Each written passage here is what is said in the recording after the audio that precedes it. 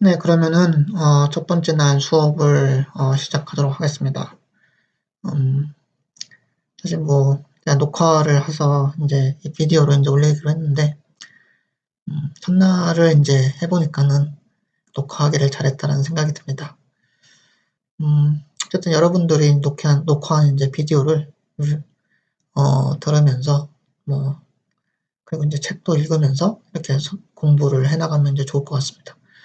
어쨌든 이제 녹화를 해서 올리기 때문에 여러분들이 이제 원하는 시간, 그러니까 원하는 장소에서 뭐 비디오를 이제 시청할 수가 있겠고요. 그리고 뭐 시청하다가 이제 지겨우면 뭐 딴 일을 하다가 뭐 들을 수도 있겠고, 뭐 여러 가지 옵션이 이제 가능할 것 같습니다. 뭐 나름대로는 이제 좋은 플랫폼, 뭐 좋은 시도가 이제 될 거라고 이제 생각을 하는데, 글쎄요, 빨리 이제 이 사태가 이제 끝나야겠죠. 그래도. 뭐 어쨌든 뭐 이제 진행을 하도록 하겠습니다. So I will start the first day of the lecture. So actually this lecture will cover the content of the first chapter of the textbook. So the chapter 1 is the introduction to the computer architecture research and then computer architecture area. Okay, let's start. So this is the outline of the first lecture, first day of the lecture. So first, I will explain what is the computer architecture research, and then what does computer architect do in their research area. And then I will briefly cover the components of the computer systems. And I believe this is some basic of the computer or actually hardware. And then I believe most of you already know about the components of the computer system. It's because we use computer systems every day. So we already know, but I will briefly explain. And then I will talk about the technology factors in computer architecture and then computer systems. So computer systems is developed since the first computer hardware is invented. Actually, the first computer hardware is made by the vacuum tube, Zingon 1. And then after the transistors and integrated circuit is invented, computer hardware is also advanced based on some advance of this technology of integrated circuits or VSI. So we cannot think separately between the advance of the computer architecture or computer systems and then the advance of this integrated circuit technology. So based on this development of the integrated circuit, so I will show how the computer systems also advanced. And then I will explain about some performance metrics and then evaluation of the computer systems. If we have different type of computer systems and different computer system hardware, then we may need to compare the performance of these two different systems. So then, but however, the computer systems runs the general purpose applications, and then we already know this. There are there are tons of different softwares and then applications running on the computer system. So actually, it's not easy to compare the performance of two different computer systems, apple to apple. So we need to know how to compare the performance of the computer system. And then finally, I will briefly explain how to some quantitative quantitative principles of computer design. Okay, the first the uh, the first topic is what is computer architecture. Uh, Actually, my research area is computer architecture, and then sometimes someone asks me to explain about my research area. So when I when I say my research area is computer architecture, actually um, in Korean I can say it's a computer 구조. Then people may um, know what is computer 구조. But if I say my area is a computer architecture, then someone think that it's not easy to figure out what is computer architecture, because traditionally the architecture is the terminology of actually it's a building architecture. And so people people are very familiar with the architecture of the building or architecture of the some large building or a large structure, but they are not familiar with the computer architecture. And what is the computer architecture? And then what is how, what does a computer architect research about the computer systems? So it's the old definition of the computer architecture.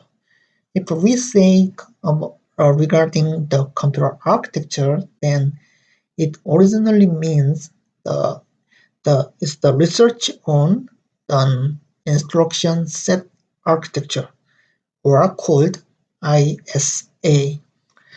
So there are two representative ISA in the world.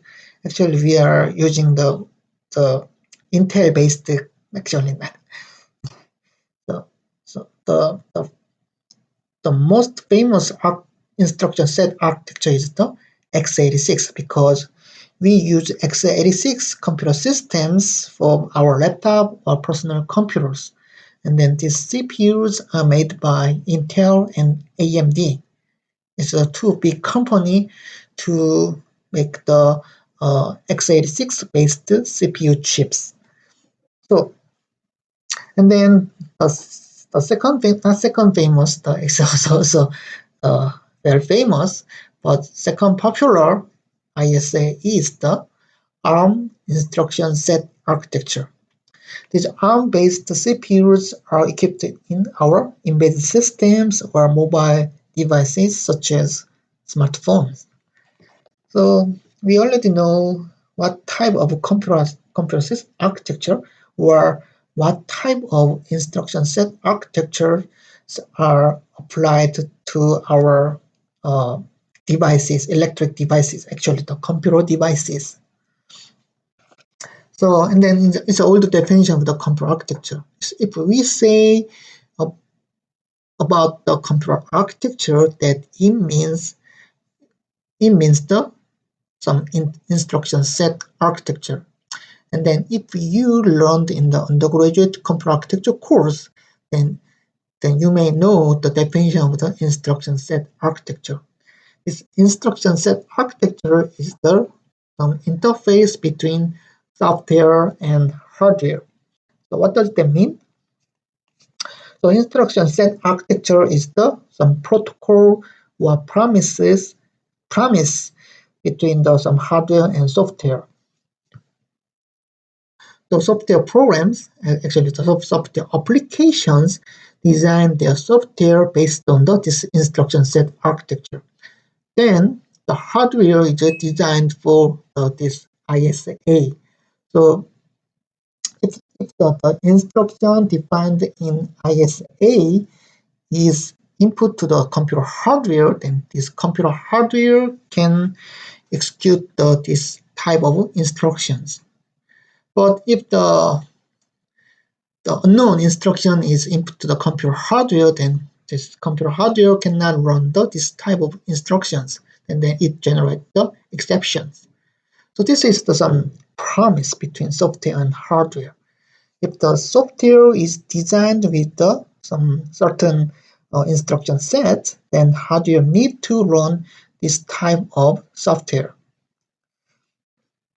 So if we say the computer architecture, then it means the instruction set architecture of the computer systems or CPU. But today's definition is much broader because actually the computer architecture means some every research area related to the computer hardware and system software that runs this computer hardware.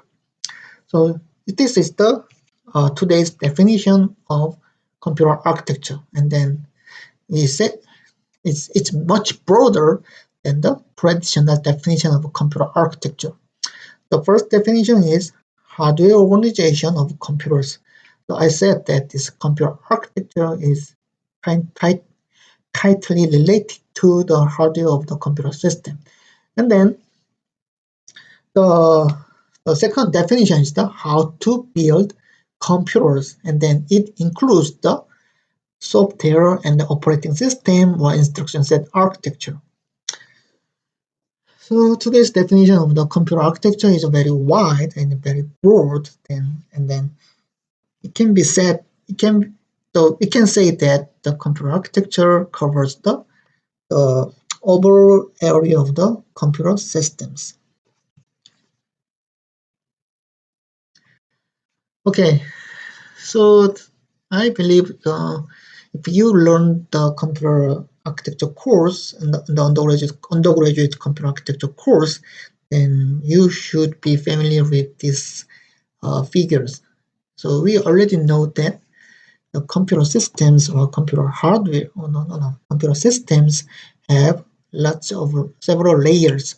And then what does the layer mean? It's some separate operating area. It's a separated some area that defines the operation of some software or hardware. So this is some typical layers of the computer system. And then yeah, the top layer is the application layer. There is some commercial software. It can be a commercial software or user applications. Actually, it's called the software for the software by normal people. So actually, we normally say it's a software. That means it's the application, and then it runs on the application layer. So this software is designed, written in high-level programming languages such as Python or C.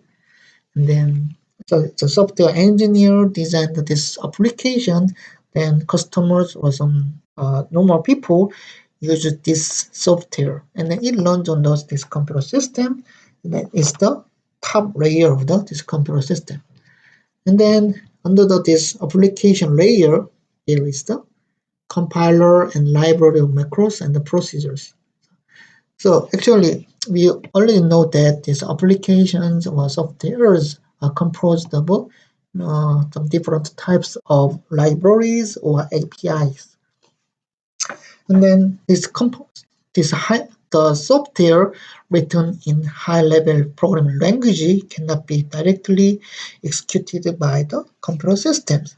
So this high-level language should be translated into the machine language. Then compiler translates this high-level programming language to the machine language. So this this layer is located on the application layer. And then operating system. So operating system is also software, but it controls the hardware of the computer system. So this is some interface between user application and computer hardware. So these three layers are software layer, and then under this operating system, there is the instruction set. There is an instruction set. Instruction set is the group of computer instructions. And then the computer system organization is the some high-level abstraction for the computer hardware and computer hardware systems. So actually, if we say computer architecture, then this computer architecture covers the instruction set and then computer system organization. Actually, the hardware organization. What okay? The computer architecture covers the instruction set and then computer system organization, hardware organization. But recently, this computer architecture also covers the operating system or system software or some circuit level implementation. And then under this computer architecture layer, the computer system organization layer, there is a circuit layer. So this circuit layer is related to the implementation of hardware functions. So it's related to how to design some arithmetic unit with some RTL or some digital logics. So it's related. These are the related to the circuits of the computer hardware. And then the bottom layer of the computer system is the semiconductor physics. So actually, we frequently say that the semiconductor physics is the some 반도체, and then it's related to some property of this basic semiconductor units, such as the CMOS logic, CMOS or some MOSFET transistors. Then, so these are the layer of the several layer of the computer systems, and then this layer is composed of some top layer to the bottom layer, and then this is we work on some part of the layer of the computer system. And what is the role of a computer architect?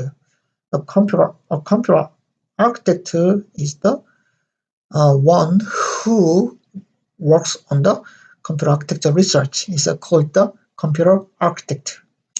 So actually, the main role of the computer architect is to design the computer system, and then we need to computer architects need to consider some cost and performance of the computer system, and so it covers the hardware software interface and then functional and performance and cost requirements of the computer systems. So actually the main role of the computer architect is to design the better computer system, and then we need to know what is good computer system as a computer architect.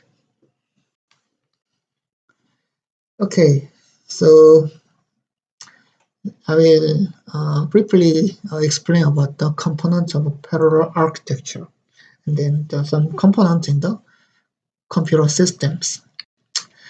Okay, this is the figure in the textbook, and then this figure shows some modern personal computer architecture. So actually, this figure can be found on page 5 of the textbook, and then as you can see, this modern PC architecture is composed of multi-core microprocessor, it's a CPU, and then so object cache. What does this object cache mean? No. And then North bridge, and then this North bridge is connected to the CPUs, and then this North bridge is also connected to the graphics processor, and then it's called the GPU, and then this North bridge is connected to the main memory, and then also this North bridge is connected to the South bridge. Bridge is some interconnection, or it is some communication between CPUs and then some other peripherals. And then via the PCI bus, this north bridge is also connected to the disk and network interface. And then south bridge is connected to the slow input and output devices. So this is the typical architecture of the modern personal computer. But I added this is a little bit old architecture. Why? Actually, the modern CPUs include so many components in one single chip. So there are multiple cores in the one single CPU chip, and then this CPU chip also include the shared cache. So actually, in the 10 or 20 years ago, this up cache is located to the some separate chip of the computer system, but recently, and then most of CPU chips include this last level cache or shared cache memory in a single CPUs. Also, the modern CPUs also include the node bridge functions, and then so that means that these modern CPUs include the function of node bridge. So and then this node bridge works as some interconnection for some test devices such as graphic processor and the main memory, because, because this graphic processor and main memory requires the high bandwidth data transfers. But modern CPUs include this node bridge function. So actually, the modern CPUs, graphic processors, and then main memory DRAM is directly connected to the CPU chip.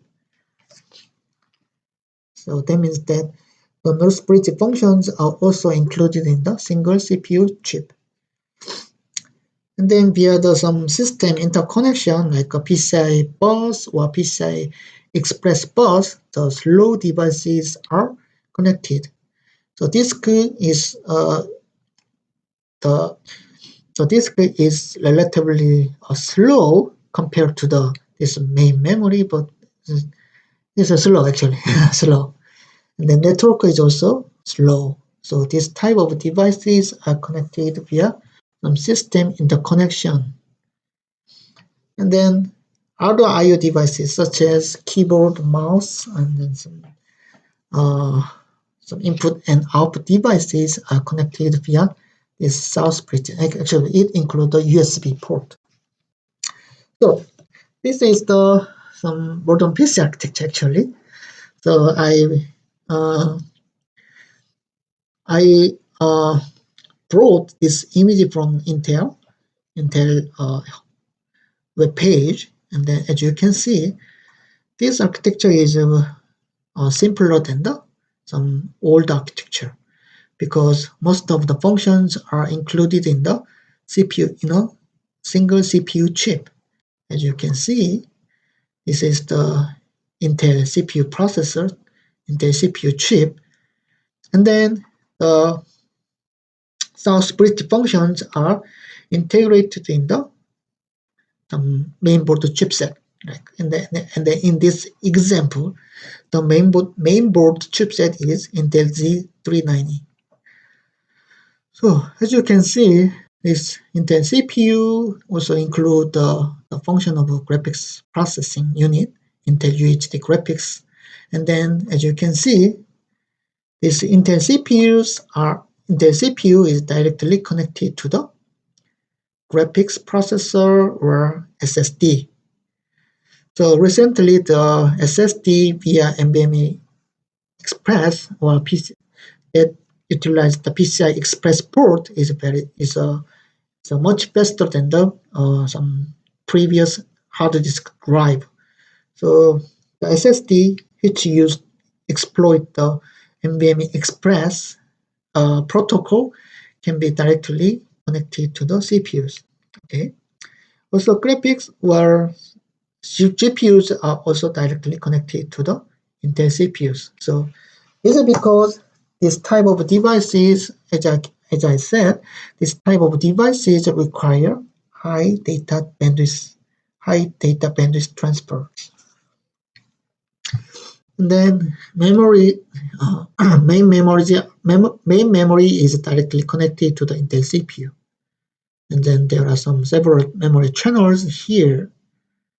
So this is some CPU connections. And then under this CPU, then between CPU and mainboard chipset, Intel Z390 is connected via DMI 3.0. So it's a protocol between CPU and mainboard chipset developed by Intel.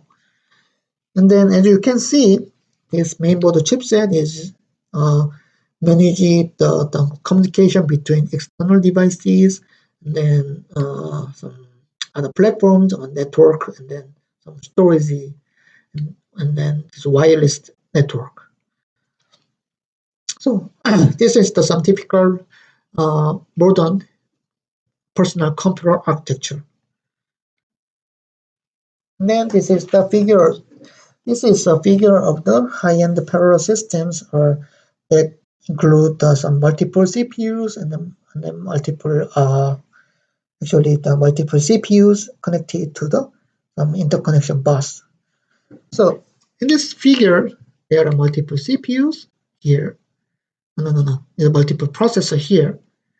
And then there is a cache connected to the local CPUs. And then these CPUs processors are also connected to the memory, its own main memory.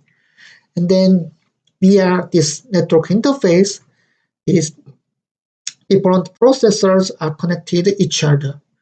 And then through this I/O bus, disk or some other I/O devices are connected. This is some typical structure of the parallel systems. Okay.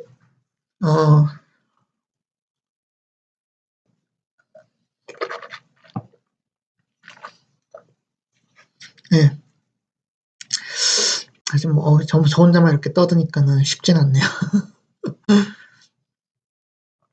이런 컴포넌트들에 대해서는 그냥 우리 이제 그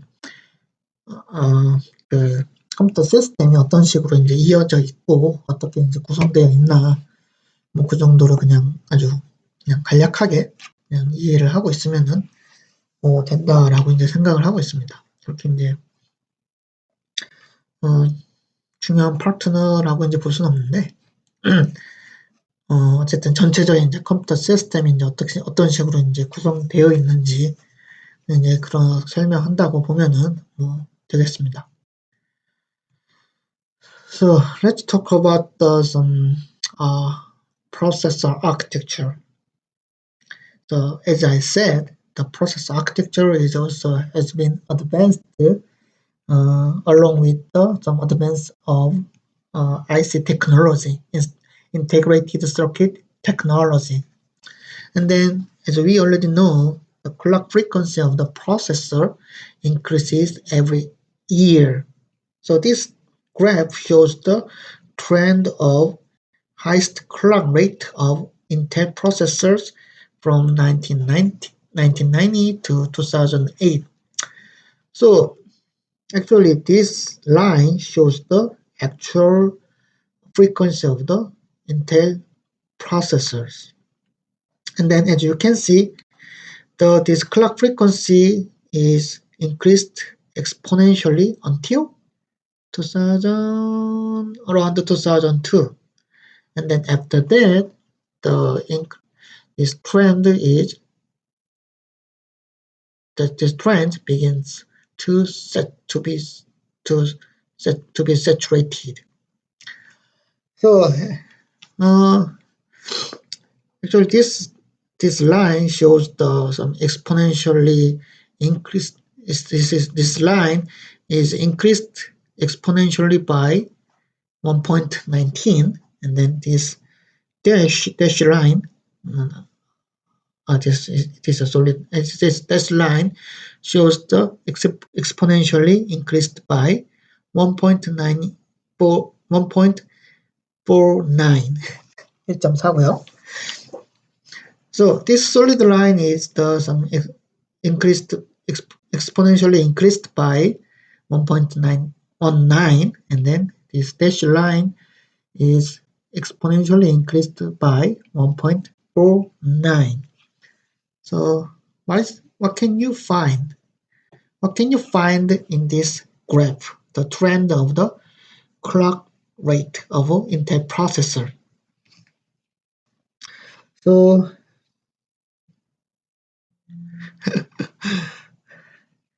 we can note that the clock rate increased exponentially. And then what does this solid line means?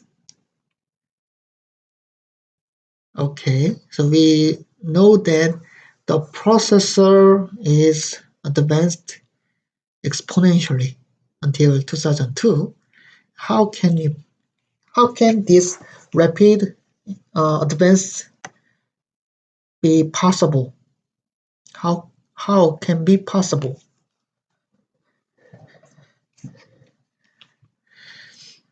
So it is caused by process improvement. The process improvement is caused by the advance of IC technology, is a CMOS technology, and then also this advance in this performance of CPU is caused by deeper pipeline.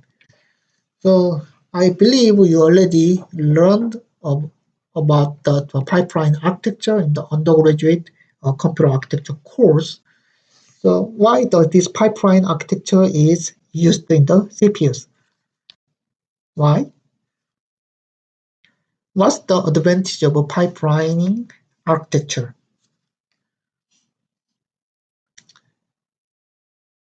So we can execute the multiple instructions at the same time at the different stage of pipelines. Also, if the deeper pipelines are applied, then we can reduce the clock period. So that means that we can increase the clock rate or clock frequency. So deeper pipeline also help to increase the clock rate. And then circuit design technique. These improvement also result in improvement of the computer processor. But 1.1, I don't know its point. 1.19 curve is due to technology. Technology means the integrated circuit technology or CMOS technology. So as you need to know that actually as we know that if the channel length of the CMOS is shrinked, then we can make the faster CMOS devices or some CMOS logic. And then the rate of this actually the advance of the CMOS technology is proportional to the exponential of 1.19. Then what does this 130 what does this 130 exponential of 1.33 come from? So some advance of the computer processor comes from this deeper pipeline, some efforts of the computer architecture. The advance of the computer architecture or processor architecture caused some rapid advance of the computer CPU performance. Okay, but as you can see, the increase of the clock rate is saturated around 2002. So actually, why we cannot increase why is some increase of this clock frequency is saturated around 2002, and what's the problem? the problem is that if we increase this clock frequency of the CPUs or computer processors, then CPU will consume much more power. It's some power, it's some limitation of the power consumption of processors. Actually, we will learn in the later, but if we increase the frequency if we increase the clock rate twice, then power consumption will be 8 times of the original machine. So it's proportional to the three what's it? A power of 3. So if the frequency is increased, the frequency increase continues, then today's clock rate would be more than 330 gigahertz. Then power consumption may be very huge. That's the problem. And then what about this feature size and then number of transistors? As the transistor technology is advanced, the feature size of the one transistor also shrinked. The feature size is reduced by 30% every process. This is every process. And then so the size of the transistor is halved every 5 years, become half of the original size every 5 years. So recently the TSMC or Samsung can make the 7 nanometer CMOS process, develop the 7 nanometer CMOS process. The Intel is struggling recently, but Intel is also trying to apply the 10 nanometer CMOS process. So as you can see, this channel length is shrinked. It shrinked 30% every process. So that means that the size of a transistor, one CMOS transistor is shrinked. That means that in the same area of the chip, then we can include more transistors. So this line shows the number of transistors in the one chip. And then this trend is known as the Moore's law. This number of transistors doubles every 2 years. So if this trend continues, then the number of transistors in one CPU chip can be 100 billion in 2021. Is that possible? Then the number of transistors is very huge. What can we do with this large number of transistors in the computer chip? So and then do you believe this trend can continue? And then I believe some of you already know about the end of Moore's law. So that means that the Moore's law will end in the near future. It's because we cannot shrink the size of a CMOS we cannot shrink the size of a CMOS 계속해서 줄일 수가 없죠. Because the size of this transistor is limited by some atom size. And then if this size is shrinks of this CMOS channel length continues, then there may be some side effect like some leakage current, and then some actually it's a quantum jump. There may be some unexpected side effect. So we cannot continue to reduce the size of this CMOS transistor. It's not possible. So if we cannot reduce the size of the transistors, then Moore's law will end. Because why Moore's law is possible? Why is Moore's law possible? Size of a transistor is reduced, then we can pack more transistors in the same area. So if this shrink of transistor ends, then Moore's law will end too. That's another trend of this processor architecture. In the memory system, so actually the speed of the memory, we know that the main memory is the DRAM in the computer system, and then this speed of the DRAM is not as fast as the processor speed. So we know that recently the processor speed reached the 4 gigahertz or 5 gigahertz, but still the memory clock speed is around 1.5 gigahertz or something like that, or 1.3 gigahertz. So actually the IC technology was some IC processor for some processor, and the memory is different. So we cannot apply the same high frequency on this main memory or DRAM memory systems. So is speed of the computer processor and then speed of the memory system is different. Actually, the memory system is much slower than the processor. And then this gap is called the memory wall.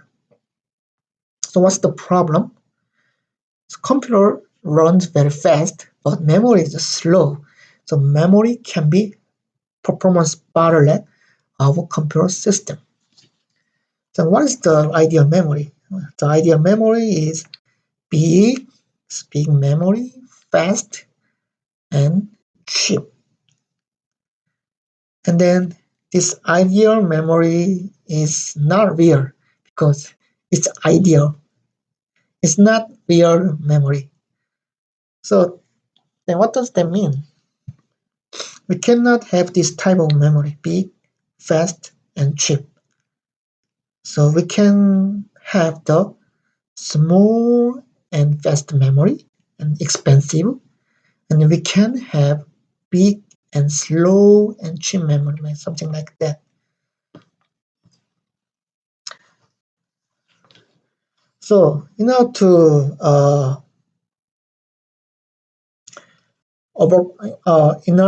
overcome this limitation of the memory system, actually the limited performance of a memory system, we exploit the memory hierarchy. And then if you took the undergraduate computer architecture course, and you already know about this memory hierarchy. 그리고 이제 여러분들이 좀 이제 항상 이제 생각해야 될 게 있는데, 제가 계속 이제 이거는 지금 아이디얼 메모리라고 이제 얘기를 하잖아요. 이런 아이디얼한 케이스는 우리의 생활에, 그러니까 우리의 그 라이프, 일상, 리얼 월드에 존재하지 않습니다. 그냥 아이디얼할 뿐이에요. 그래서 항상 뭔가 아이디얼한 건 뭔가 만들었다 그러면 거의 이제 사기라고 보시면 됩니다. 뭔가 이제 우리가 이제 빠르고 크고 쌍 메모리 만들었다. 그냥 거의 사기라는 거죠. 항상 모든 그런 모든 디바이스, 모든 어떤 유닛, 우리가 이제 개발을 하고 있는 어떤 컴퓨터 시스템, 어떤 유닛, 어떤 아이디어라든지 이런 거는 다 장단점이 있기 마련이고요. 그 모든 분야를 어떤 모든 프로퍼티에 대해서 모두 다 좋다 이런 거는 이제 있을 수가 없는 거죠. 컴퓨터 시스템도 마찬가지고요. 그래서 메모리를 얘기를 할 때도 크고 빠른 메모리다. 이게 있을 수가 없다라는 거죠. 항상 우리는 이 불완전한, 그러니까 non 아이디얼한 그런 디바이스를 가지고서 뭔가 좋은 최상의 결과를 낼 수 있도록 노력해야 되는 거죠.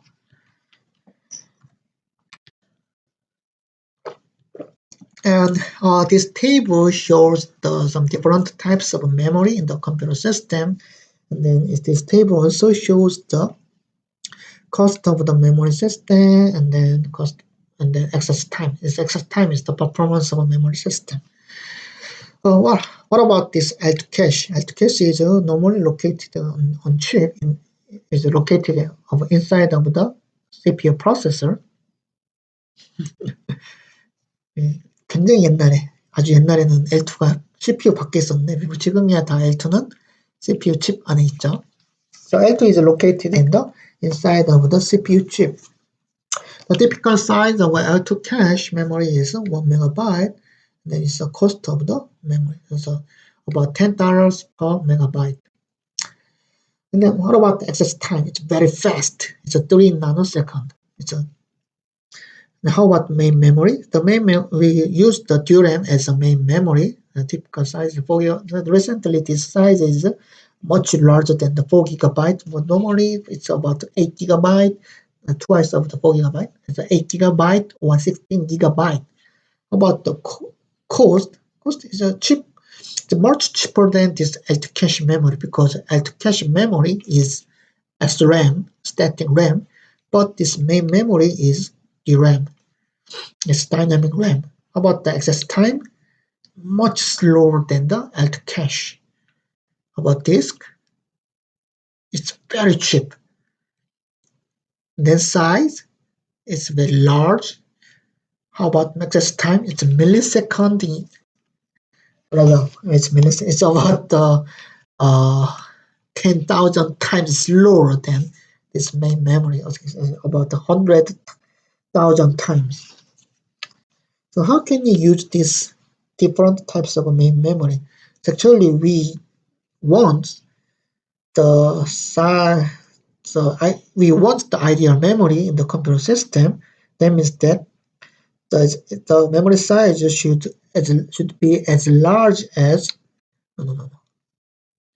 disk, and then as cheap as disk, and then as fast as L2 cache.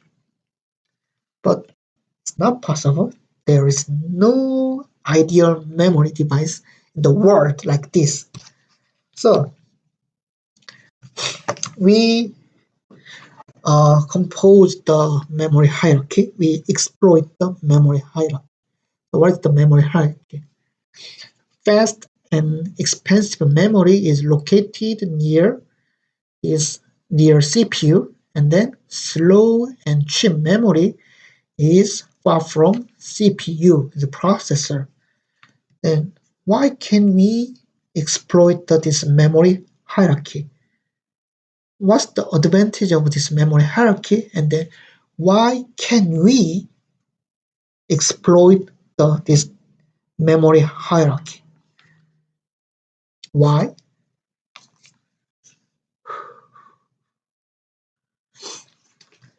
It's because the application we use has locality. So what does locality mean? If some data is used, then some dear data can be used also. It is called the spatial locality. And then another type of locality is a temporal locality. The one data is used, and then the same data can be used in the near future. It's the temporal locality.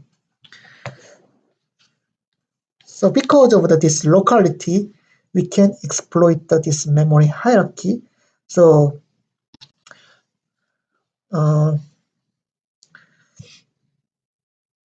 this memory hierarchy support this fast memory, and then we can utilize this memory system or memory hierarchy, such as this memory has the very large size space for the data.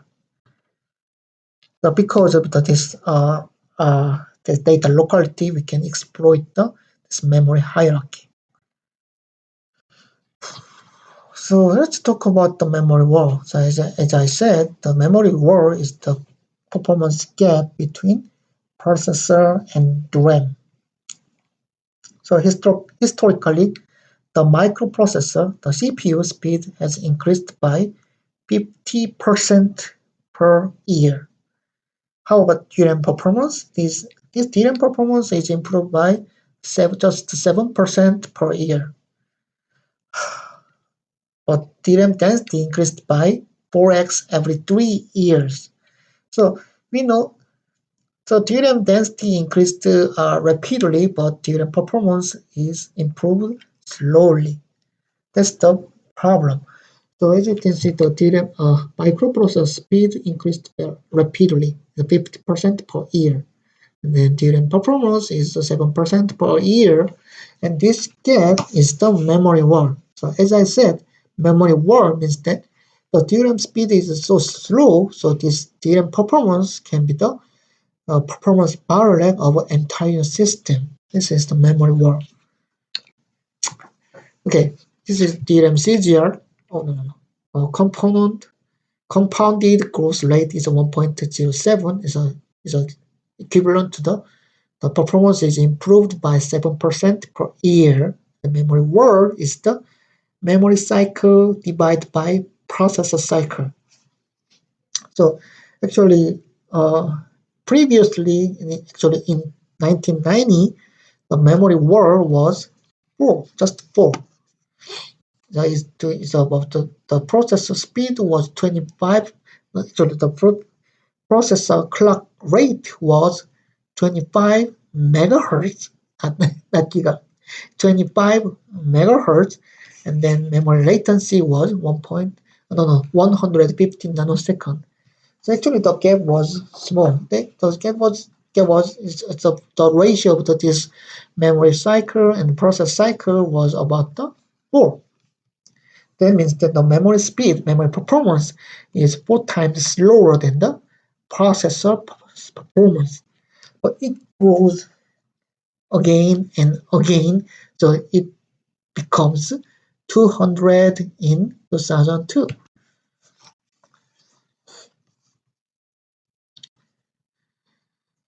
Well, what happened after around 2002? The clock frequency of the processor is saturated. So we cannot use faster clock for the processors. But the memory clock rate is increased continuously. So this memory world, this performance gap between memory and processor is reduced. So around 2002 is still a significant problem, significant performance bottleneck. So memory performance is the significant performance bottleneck of entire computer systems. But this gap, this memory wall stopped growing around 2002, and then it's reduced because memory clock frequency increased continuously, but the clock frequency of the processor is saturated. But since around 2002, as the clock frequency is saturated, the CPU manufacturer or CPU architecture tried to use the multi-core CPUs, multi-core processor architecture. So what is the multi-core processor architecture? The same single core, in a single CPU chip, there are multiple cores. So what is the benefit of this multi-core architecture? So we can run multiple separate applications or multiple separate threads with the multi-core architecture. So since around 2002, multi-core architecture is applied to the CPUs. Today the most of the CPUs has multiple cores. So the memory system, how about the memory system? Actually, we define the memory world is the performance gap between memory, the main memory, and processor. But recently, latency bandwidth of the memory system is more critical for the performance of an entire computer system. Why? Multi-core process architecture is deployed. Is applied to the CPU architecture.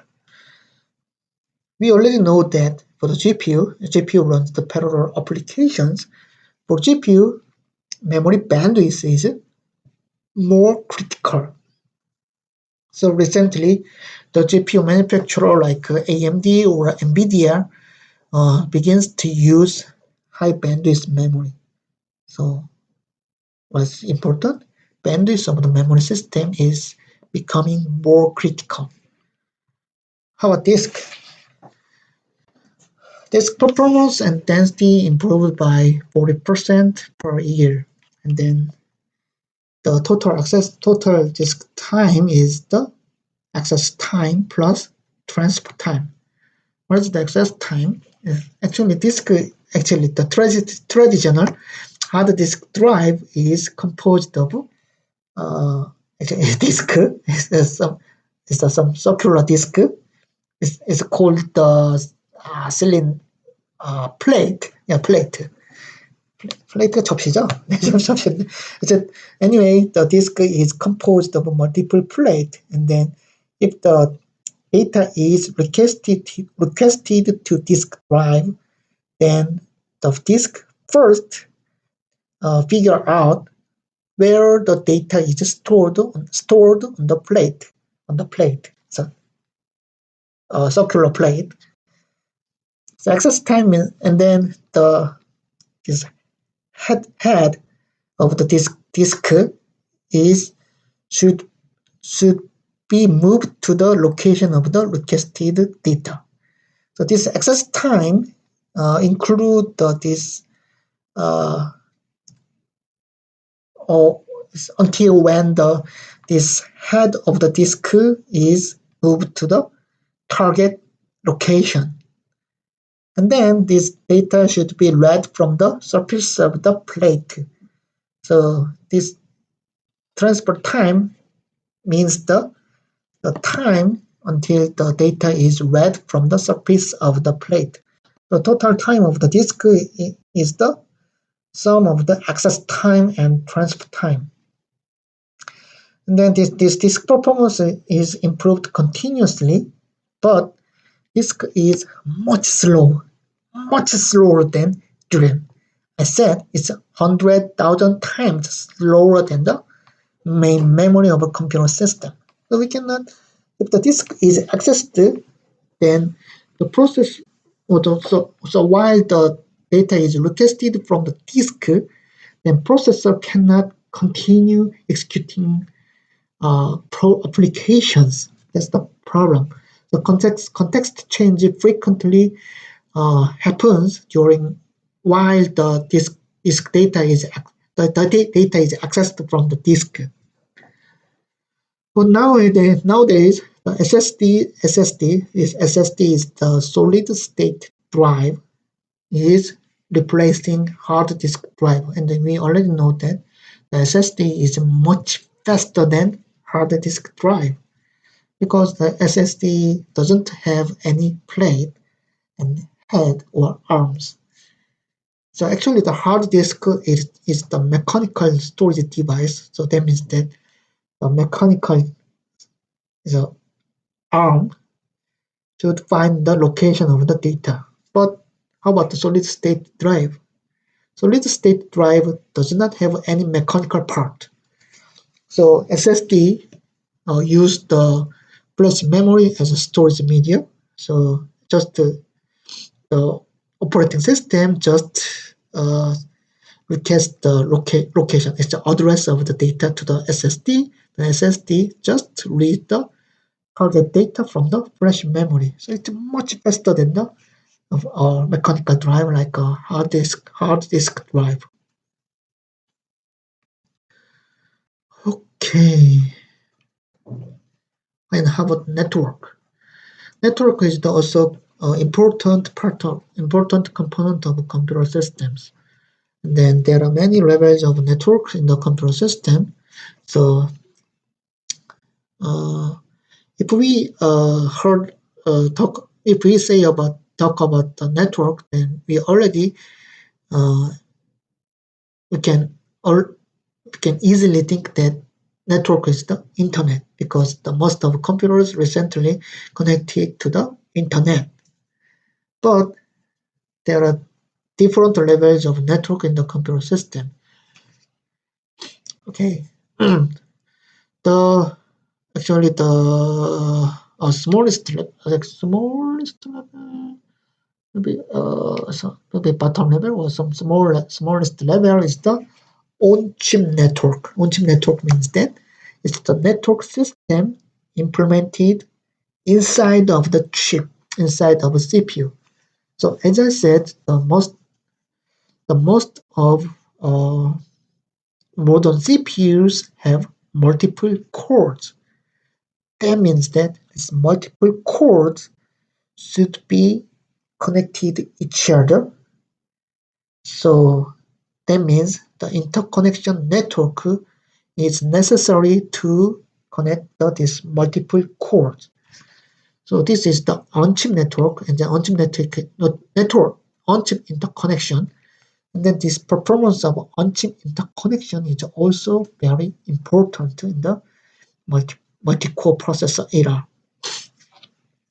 And then another level of interconnection is the system interconnection. So what is the system interconnection? Actually, the server system, this server system can equip multiple CPUs but a multiple processor. This is multiple CPUs is called the chip multiprocessor. So actually, the server system is the one single computer system, and then but there are multiple CPU chips, and then, so we need to connect these multiple CPU chips on the server system board. Also, this multiple chip multiprocessor shares the main memory of these server systems. So that means that this main memory, the multiple DRAM bank, no, multiple DRAM DIMMs should be connected to the multiple CPU chips. So this is the system level interconnection. And then the another level of interconnection is a I/O interconnection.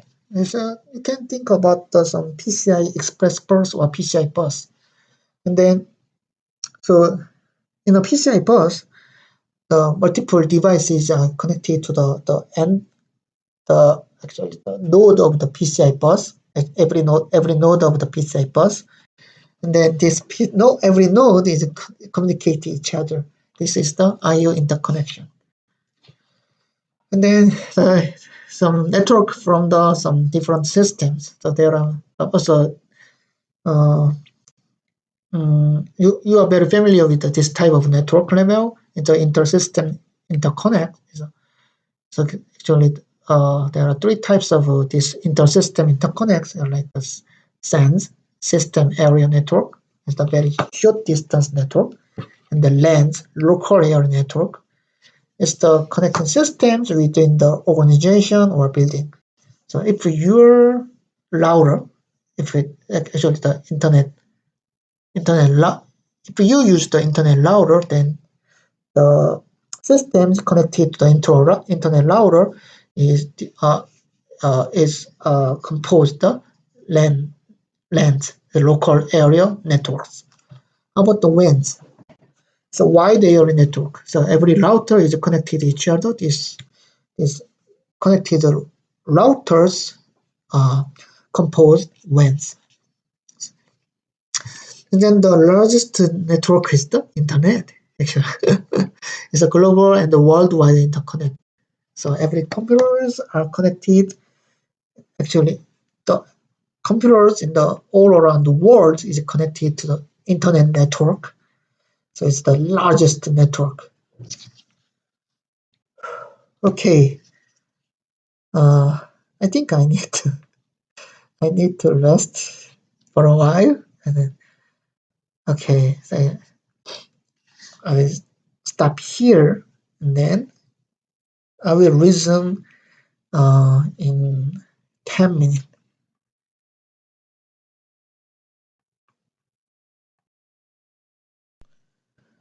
예, 다시 돌아왔습니다. 그 녹화하는 툴에 보니까는 포즈 기능이 있었는데, 그게 있는 줄 모르고, 그냥 끝까지 녹화를 할까 하다가, 너무 힘드네요. 제가 이제 교실에서 이제 가르치다 보면은, 아무래도 이제 학생 얼굴 보면서, 좀 이제 페이스도 맞춰가면서, 어, 강의를 할 수 있을 텐데, 이게 그냥 뭐 프레젠테이션 슬라이드 보면서 혼자 막 떠들고 있으니까는, 무지하게 힘드네요. 새삼 그 방송하시는 분들, 특히나 이제 유튜브 방송하시는 분들이 존경스러워지는 것 같습니다. 특히나 제가 영어로 이제 강의를 하지만 어쨌든 뭐 영어로 강의를 한다는 것이 뭐 저한테나 뭐 여러분한테나 이제 쉬운 일은 아니고요. 그래서 뭐 중간중간 그래서 이제 뭐 약간 이제 끊어지는 뭐 문법도 안 맞고 뭐 끊어지는 경향이 있다라고 하더라도 뭐 양해를 좀 부탁을 뭐 드립니다. 네, 이거를 사실 화요일이 3시간 연강이라 어떻게 해야 되나 사실 고민이 많은데, 대학원 이 수업이 3시간 연강이잖아요. 뭐 그렇게 이제 뭐 쉬운 수업은 아닌 것 같아요. 그렇게 해서 연강을 한다는 게. 어쨌든, 예, 그 동영상 강의의 그 장점이라고 해야 되나요? 뭐 잠시 포즈를 시켜놓고 제가 쉬었다가 다시 이제 강의를 할 수 있으니까는, 그거는 좋은 것 같네요. 어, 그래서 이제는, 좀 쉬었고요. 다시 진행을 하도록 하겠습니다. 그래서, 뭐, 지금까지, 제가 이렇게, 또 안 되네. 이렇게 이제 그 컴퓨터의 이제 컴포넌트들에 대해서 이렇게 대략적으로 이야기를 했고요. 그다음에, 그렇지만 이제, 어, 우리 이제 보통 이제 컴퓨터 아키텍처라고 하면은, 그냥 전통적으로는 이제 메모리와 이제 프로세서, 특히나 이제, 어, 우리 스토리지까지 가게 되면은 아무래도 그, 그, 네, 스토리지까지 가게 되면은,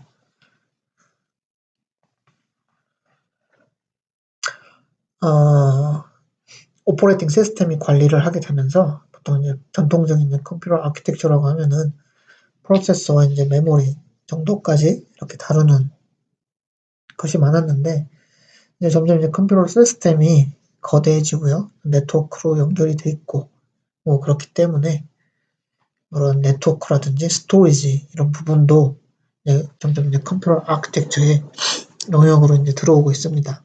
그러니까는 점점 에어리가 넓어지는 거예요.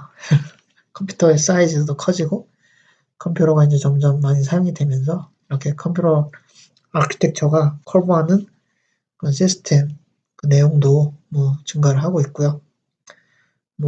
그러니까는 좀 점점 이제 할 일이 많아지는 그런 분야라고 이제 보시면 되겠습니다.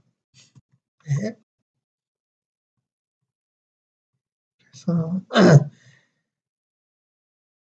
그리고 제가 연구하는 분야도 처음에는 이제 GPU와 같은 이제 멀티코어 프로세스, 패러럴 프로세스, 그러니까 멀티코어라기보다는 이제 패러럴 프로세서를 이제 주로 하였지만, 메모리 시스템도 이제 하고 있고요. 그 다음에 이제 디스크, 그 SSD까지 이제 점점 확장해가지고 연구를 진행을 하고 있습니다. 그래서 이제 다음 토픽으로는 이제 Parallelism in Architecture. Parallel이라는 것이 영어 발음상 그렇게 쉬운 발음은 아닌데요. 특히나 이제 Parallelism까지 이제 들어가게 되면은 참 발음이 어려운 그런 단어인데, 그래도 그걸 감안해서 들어주시고요.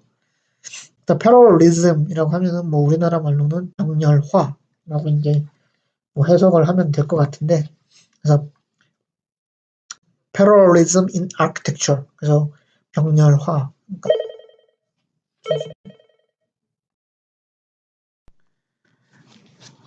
네, 잠시 녹화 중에 전화가 와가지고 쉽지 않네요. 네, 어쨌든 보호즈 기능이 있어서 괜찮은 것 같습니다. 사무실에서 이제 녹화를 하다 보니까는 뭐 돌발 상황이 좀 발생하긴 하네요. 그래서 이제 parallelism in architecture. 그래서 우리가 병렬화를 고려를 해가지고 어떻게 이제 아키텍처를 이제 설계를 하는지 이런 부분에 대해서 좀 얘기를 하도록 하겠습니다. So I'll talk about the parallelism in architecture. So recently, most of the processor has the multi-core architecture. So that means that there are multiple single cores. Actually, the multiple cores. The core is some separated processor structure. So that means that the separate programs or separate thread can run on the separate core, and then so that means that if the multiple core exist in a single chip, then this single chip can run multiple applications or multiple programs or multiple thread.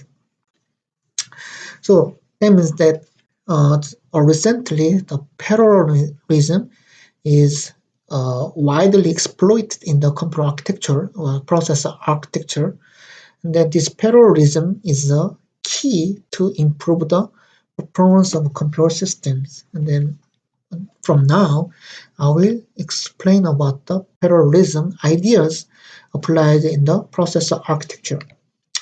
Okay, so I will talk about let's start from the scalar processor. So scalar processor is the widely used in and then this scalar processor is the successful microprocessor architecture. So that means that most of the processor is the scalar processor. So what is the scalar processor? Scalar processor runs the arithmetic operations. So arithmetic operation means that this is the add, addition, subtraction, and multiplication, and the division operations. And then most of the processor is invented to calculate these arithmetic operations. The scalar processor, the most learn this single arithmetic operations per clock. So a typical scalar instruction execute the scalar operands or runs the arithmetic instructions using the scalar operands. So for example, this is the example of scalar arithmetic operation of the computer system, and then this arithmetic operation add, so add runs the add, execute the add instruction. This add instruction requires the two operand, and then this add instruction performs the add operation for these two source registers, source data, the data. 예, 죄송합니다. 또 전화가 와서. 어디 언제부터 해야 되나? 예. So this is some add instruction. This add instruction reads data from the two source registers O1 and O2. O2 and O3, and then stores the result of the arithmetic operation to the destination register O1. So this is the add instruction is the arithmetic operation instructions, and then this arithmetic instructions requires the scalar operand. So this type of processor is called the scalar processor.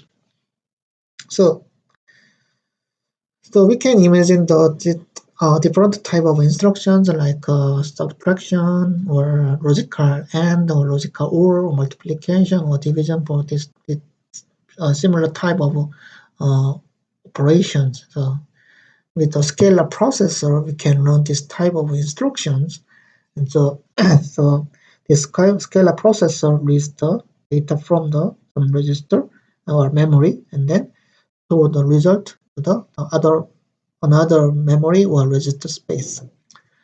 So And so in the scalar processor, there are some multiple uh, way to run the several ways to run the multiple instructions at a time.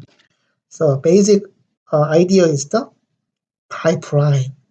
So actually we already learned the pipeline architecture in the undergraduate computer architecture course. So this pipeline architecture is designed to execute the different function or different stage of pipelines at the same time. So it's very similar to the conveyor belt of the factory. And in the conveyor belt of the factory, so many people are assigned on this conveyor belt, but each people uh, each people does the different job. So for example, in a car factory, some people so on the screw, so they do different jobs. 컨베이어 벨트에서 어떤 사람은 뭐 조이고 어떤 사람은 뭐 다른 일 하고 뭐 이런 거를 말하는 거죠. So this pipeline architecture is just some basic idea to implement the parallelism in the scalar processor. And then this type of parallelism is called the instruction level parallelism.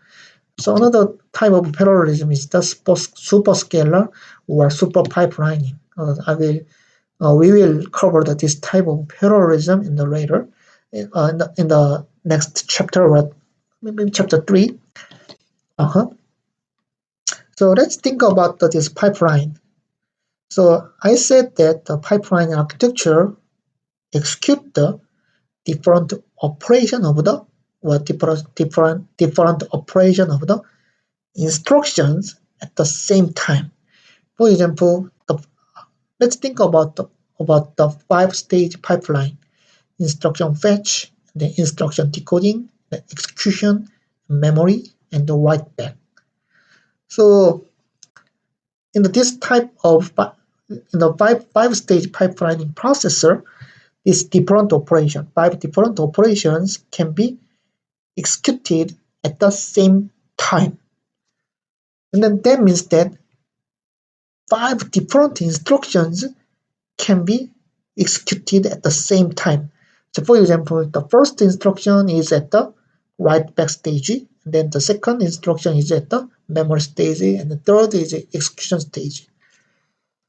So different part of operation is performed, but different instruction can be executed at the same time.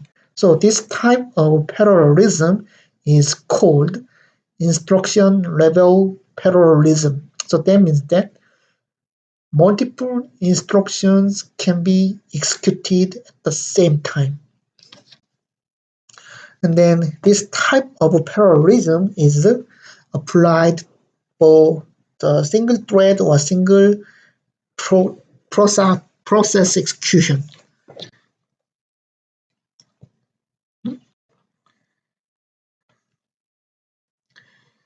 And then how about the CMP, chip multiprocessor or multi-core processors? CMP is the chip multiprocessors, and then that means that this separate core can be located, can be equipped in the same computer system or same computer system. So these CMPs can run separate thread or separate processes. What, in other words, is different cores or different processors can run different applications. So this type of processor exploit the parallelism exposed by different thread running in parallel. So that means here is the core 0, and then here is the core 1, and then core 0 runs the application 0, and then core 1 runs the application 1, or core 0 runs the thread 0, and then core 1 runs the thread 1. So different cores can run different threads.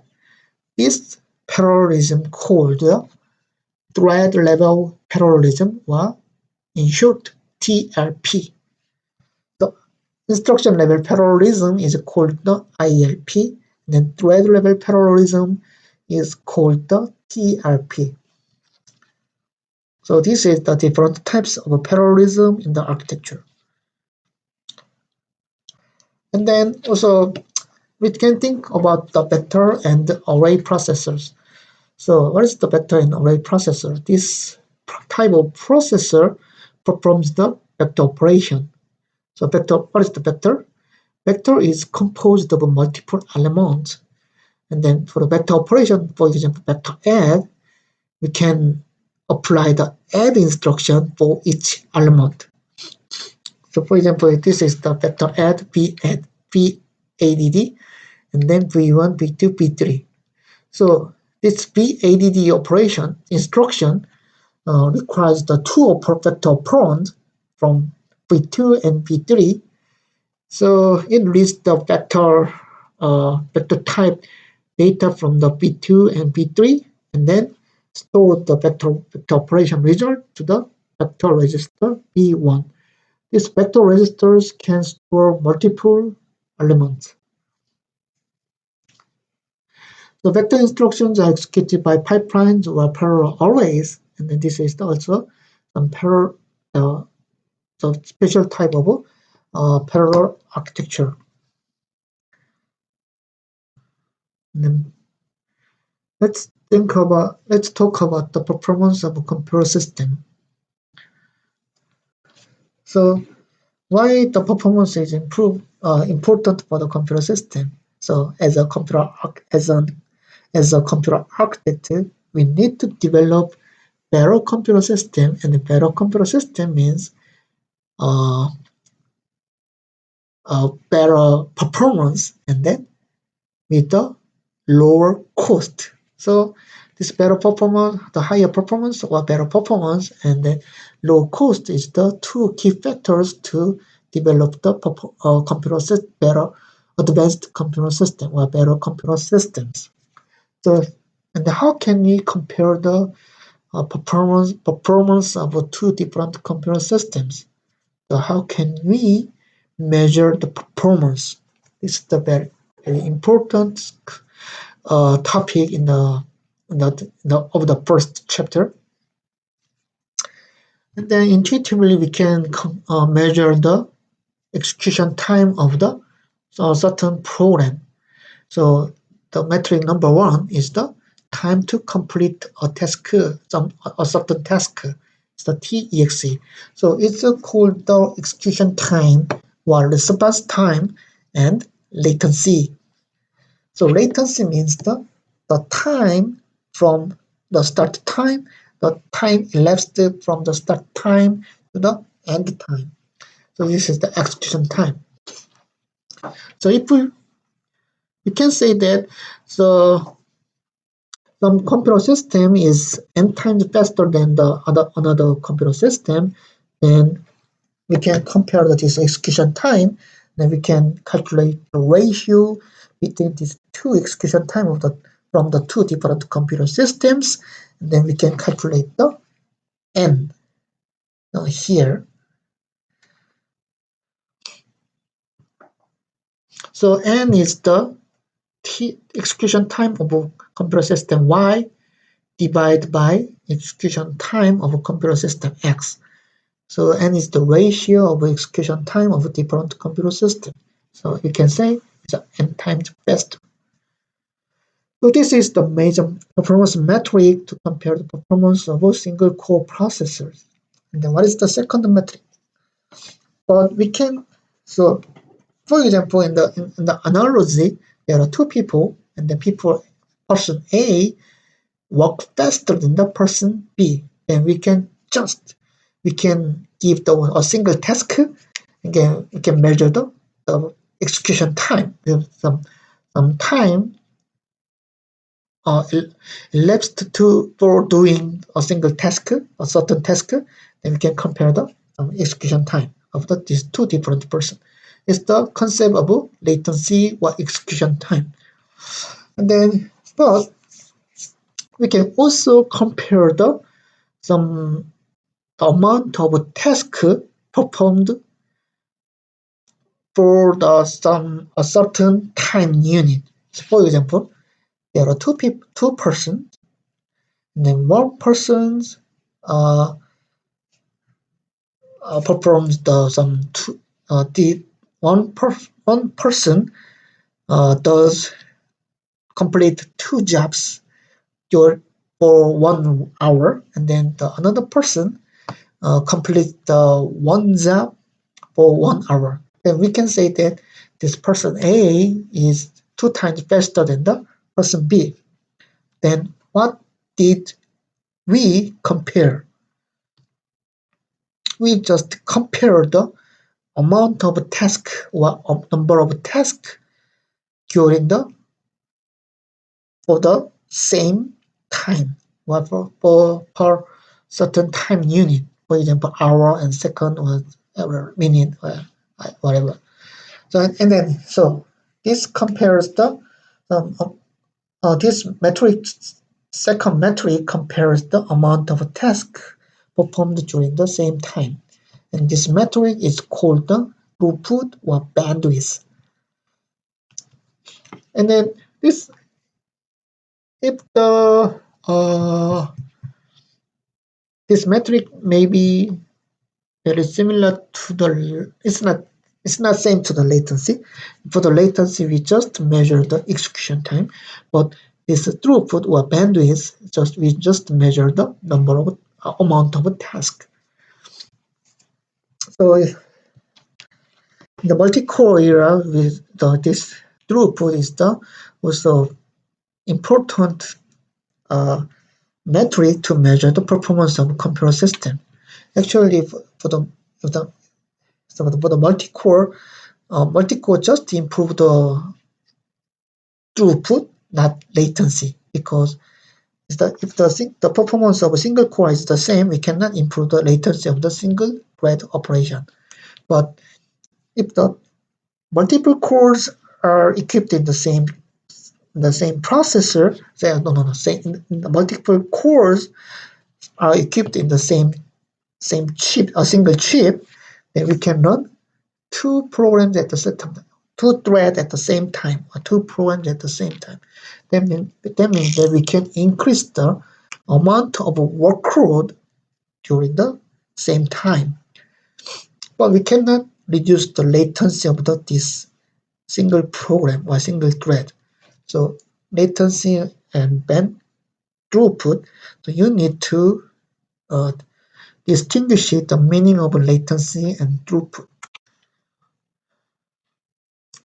Then what program to choose and then what program to compare the performance of a computer system. So we can think about the real program. So real program people use. So we can select some real program people use, and then we can run the same program on the different computer systems, and then we can also measure the execution time. Then what is the issue of the real program? It's very hard to port some program to the different architecture. For example, the same program can be the same program, same application, but the same application can run on the smartphone, but the same application can run on our laptop. And then smartphone has the ARM CPU, and then laptop has the Intel CPU, x86 architecture. Then it's very hard to port this same program to the different architecture. It's not easy. But then the same program or same application is composed of many different type of operation. For example, the PowerPoint applications is composed of file open or some graphics application, some animation, and different type of operations. So it's not easy to understand. It's very complex. So we can use the kernel. What is the kernel? The kernel is the computationally intense piece of real program here. So the example of kernel is matrix multiplication or some neural network or uh, matrix convolution is some example of the kernel. So what is the kernel? Kernel is composed of intense intense piece of computation. For example, the deep neural network application has lots of operations of convolution. Convolution is the kind of matrix multiplication. So if you want to measure the performance of a neural network application on the computer system, then we can select some core kernel of the deep neural network applications. Then we can compare the performance of this kernel. The kernel is composed of matrix multiplication. So if we just measure the performance of matrix multiplication, then we can estimate the entire performance of this deep neural network applications. Because this matrix multiplication determines the entire performance of a deep neural network application. The kernel is some core part of the calculation of some application. So with this kernel, we can generate the TOEI benchmark. Some 장난감 TOEI benchmark, and this type of benchmark is composed of some quick sorting algorithm or matrix multiplication. So, and then by synthesizing this TOEI benchmark, we can also generate the new type of benchmark or new applications. But this type of benchmark or this application is not real application. So there are some popular benchmark suite in the academia or industry field. The most popular benchmark suite is the SPEC. SPEC means the Standard Performance Evaluation Corporation. It's a corporation, Standard Performance Evaluation Corporation. But this SPEC benchmark suite is the set of scientific or engineering and general purpose applications. But some kernels. And then spec benchmark has the integer type or floating point type applications. And then this some spec benchmark suite is released and that's every it's a 1995 or 98 or some. It's not regularly released. Just new set every so many years. It's not regularly released, but the most recent version is the 2017 version. And then there are TPS benchmarks. These type of benchmarks are used for commercial systems. For example, database systems or some database systems or query processing systems. These type of systems runs the TPC benchmark and compare the performance of their system. And then there may be embedded benchmark or media benchmark. This is a different type of application to measure the different types of application. Okay. Let me check.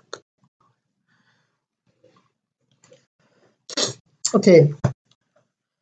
If we select the benchmark suite or benchmark applications, then we can compare the performance of a computer system.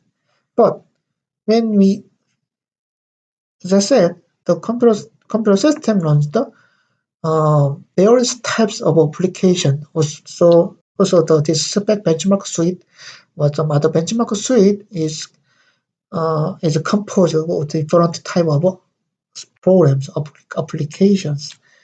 So different applications runs on the computer system. We execute the different applications on the computer system, and then we measure the execution time for each application. Then we merge this execution time result and then compare the final and then generate the final value, some performance metric, and then compare this value. Then how can we generate the final performance metric? So for example, we can run 10 programs. 10 programs. So actually I need some pen. Okay. So we can run 10 programs and then measure the TEXE execution time. And then we can average this execution time of 10 application with this 10 number 10 number of application. So we can generate the average execution time of 10 application. It's the one example way, but is that reasonable? Is that reasonable to generate just this simple averaging? It's not always true. So there are three different types of generating mean of the some elements. So we can use the arithmetic, harmonic mean. We can use the arithmetic mean or harmonic mean or geometric mean. So normally this so there are three different types of calculating mean of the speedups here: arithmetic mean, harmonic, or geometric. For the spec benchmark suite, we use the geometric mean of speedup. That means that if we choose 10 different applications from spec suite, then we measure the 10 execution time of that is 10 different applications and calculate the geometric mean for the speedup. So actually it's because if we use this arithmetic mean or some weighted mean of the execution time, the problem is that the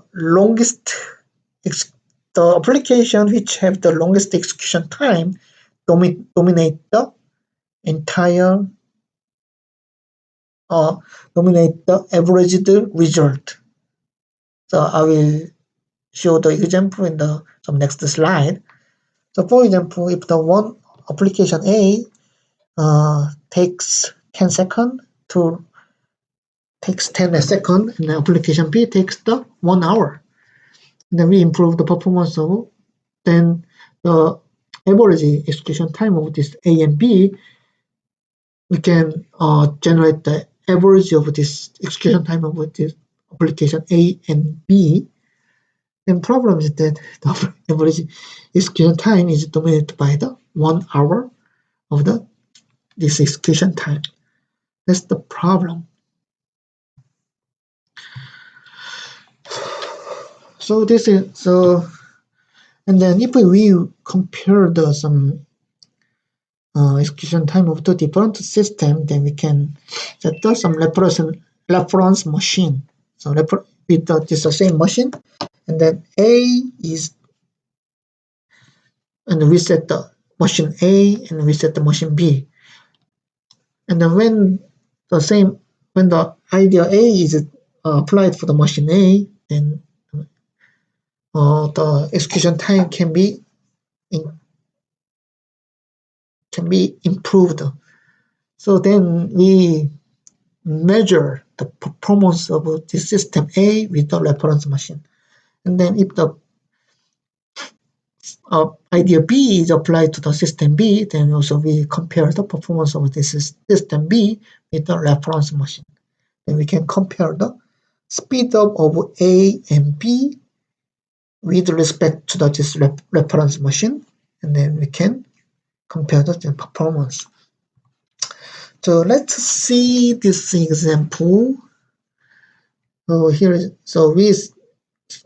let us assume we select two applications, program A and program B, and then there are two references, reference 1 and reference 2, and then we want to compare the performance of machine 1 and machine 2.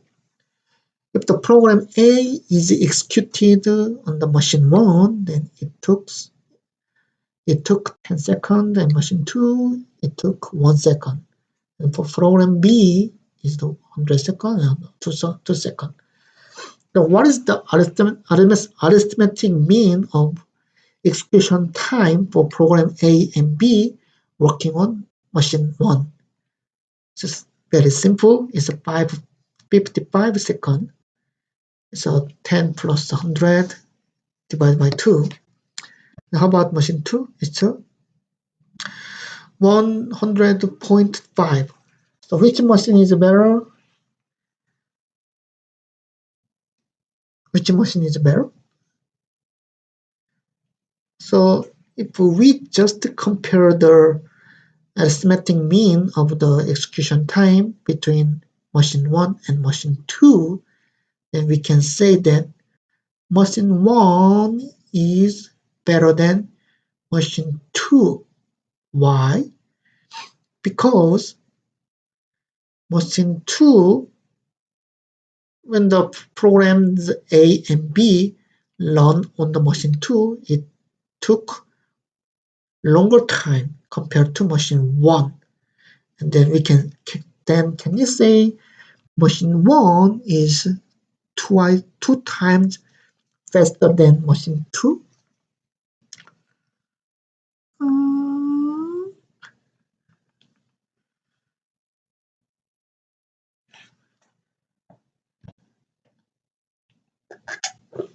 Is it fair?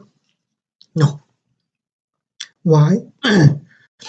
If you only compare program A, machine 2 is 10 times faster than machine 1. And then if we compare only program B, machine 2 is 2 times faster than machine 1. No. Machine 1 is 2 times faster than machine 2. So for the different program, machine 2 can be faster than machine 1, but for the different program, machine 1 can be faster than machine 2. So we cannot say that machine 1 is always better than machine 2. It depends on applications. So if we just calculate the arithmetic mean of the execution time, it's not fair. We cannot fairly compare the performance of two different systems. So in this case, we can use the reference machine here. Because we can compare the speed up with respect to the reference machine 1 or reference 2. So for the reference machine 1, if program A runs on the reference machine 1, then it takes 100 seconds. So when we compare the execution time with respect to reference 1, machine 1 is 10 times faster and the machine 2 is 100 times faster. How about program B? Machine 1 is 100 times faster and the machine 2 is 50 times faster. So when you just compare the speed of this machine 1 and machine 2, the speed of machine 1 is the speed up of the machine 1 is some some simple averaging is the speed of the machine 1 is 91.8 and speed up of machine 2 is 50.2. How about the speed up between this one? So 10 or 50.5. So when we set the different reference machine, the speed up can be also different. So let's calculate some mean of speed up with respect to the different reference machines. So here is the 10, 550, and then compared to the reference number machine 1, the arithmetic speed up is the 55 and 75. So that means that the machine 2 is about the 1.5 faster than the machine 1 if we use the reference 1 as the reference machine. How about the reference 2?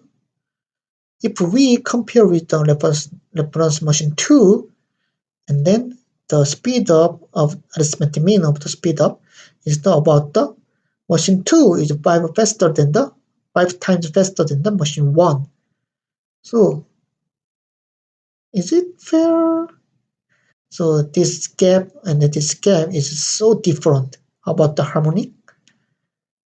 Even for the harmonic, if we apply the harmonic means, then problem is that if the reference machine is changed, then machine 1 is better than machine 2 here. But this gap, if we use the reference machine 1 as the reference machine, then machine 2 is about 4 times faster than the machine 1. But so if we apply the geometry mean, its ratio is very similar. So about the 2.2. For this case is 2.2, is 2.3, is about the 2.3. It's very similar. So if we compare with some different reference machine, then geometry mean maybe shows some reliable rate. That means that the similar rate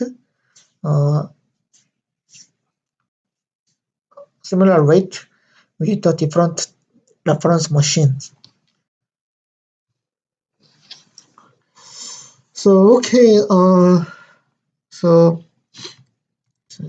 I think we need to stop here, and then I will so actually I will explain about this performance of CPUs, like execution time. How can we calculate the execution of a single CPU in the next time? And then also I will cover about that's law and then Gustav's law. It's an interesting law actually to talk about some expectation of performance improvement of a computer system.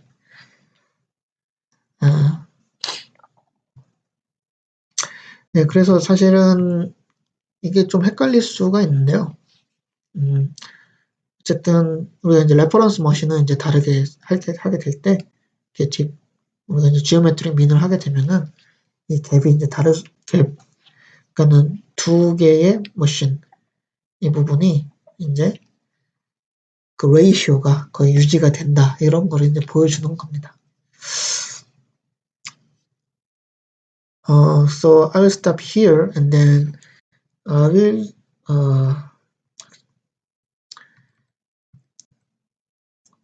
so let's okay I will stop here and then I will talk about some the late part of the chapter 1 and then chapter 2 in the next class. So I will okay. So if you have any questions, please post your questions on the Blackboard or Piazza. Because we cannot have offline classes, so you need to utilize some online class tools like Blackboard or Piazza.